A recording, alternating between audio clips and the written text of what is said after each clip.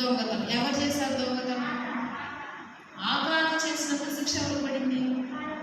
కుటుంబం మొత్తానికి పడింది. దొంగతనం చేసింది ఒక ఆకారం, కానీ చనిపోయింది మాత్రం కుటుంబం మొత్తం చనిపోయింది. ఇంతకుముందు యెహోవా గారి కోపము, రౌద్రము, రోషము ఇలా ఉంటుందన్నమాట.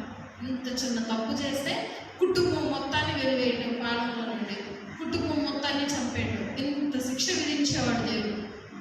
తర్వాత వీళ్ళని చంపేశాక, వీళ్ళకి శిక్ష విధించేశాక మరలా హాయి మీదకి యుద్ధానికి వెళ్తే అప్పుడు గెలుస్తారనమాట. గెలిచి మరలా హాయిని కూడా స్వాధీనం చేసుకుంటారు.